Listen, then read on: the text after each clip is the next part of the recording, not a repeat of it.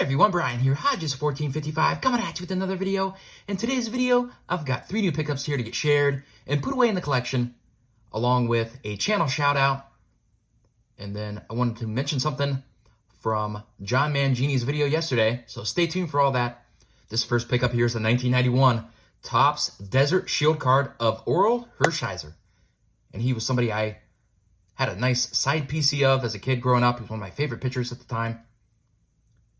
And these Desert Shield cards were really fun. They had a limited print run, estimated to be around 6,500. So, of course, for this time, during the boom era, it is really neat. And you just love the gold foil stamp there. And just great looking cards. Even like the back. The top 40 years of baseball on the back. Nice spread of the player's stats there. Just great cards.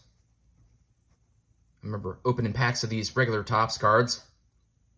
So really fun to go back and get a nicer version represented in the collection. That's instantly my new highlight of my Orel Hershiser collection. And then the next two here were inspired pickups from Keith over at The Lonely Basement Baseball Cards, and he just has a great channel. Please go give him a follow if you haven't done so already. I'll leave a link to his channel in the description below. But he showed some of these Nestle cards and just inspired me to go out and get a couple.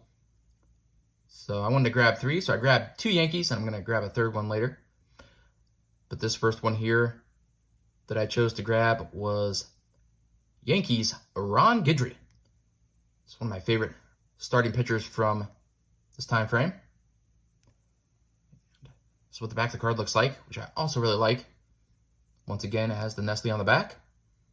And love that Yankees logo. Wish they used it a lot more. You can see that on the 1960 Topps cards. Just love that logo. But great card there.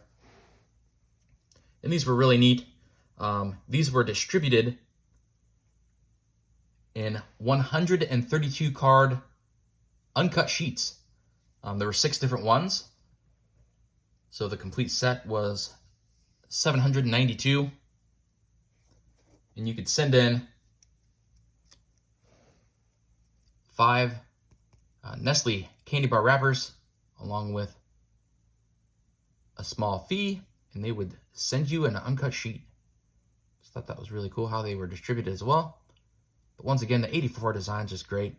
And the second Yankee I chose to grab wasn't the Don Mattingly rookie card, wasn't the Dave Winfield, or one of my favorites from the team from that era was Willie Randolph. I actually chose Greg Nettles because this card is one of his last cards in a Yankee uniform. Just thought that was really neat. I really like this card for some reason. Really speaks to me. He was traded at the very end of the 1984 spring training, so he didn't actually get to play for the Yankees in '84. I thought that was a really cool card. And once again with the back,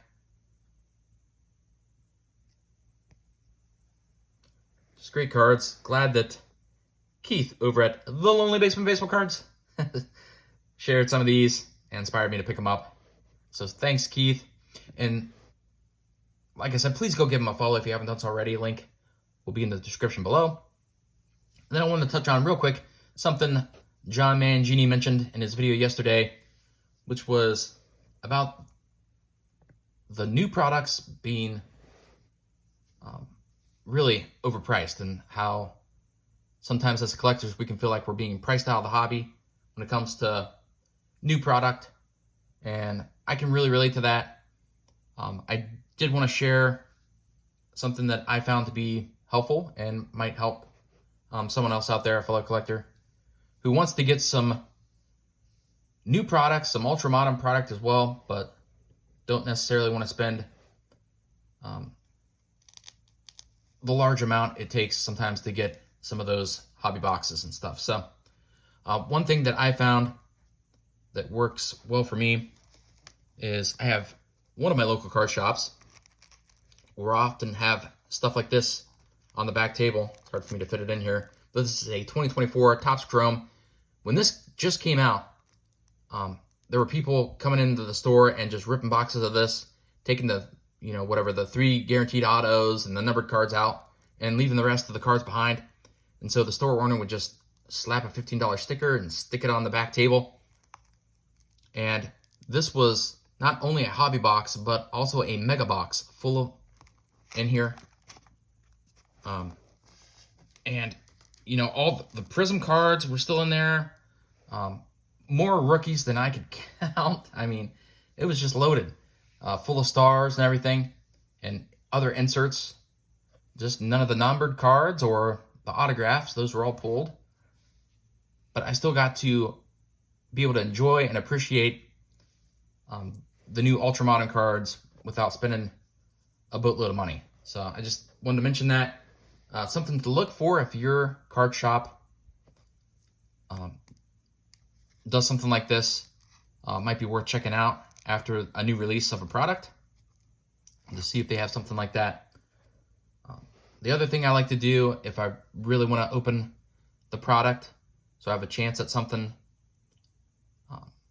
I will go the blaster box route or hanger box, just so I can still have the joy of opening something without really breaking the bank.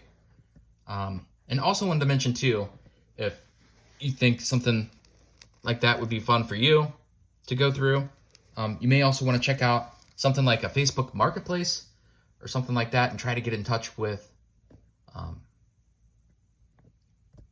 somebody who opens a lot of new product, or you could even try reaching out to a hobby shop or something that does breaking and see what they do with their extra cards. I know one hobby shop does this for me, and for all of their other customers, they just put them on a back table in their shop.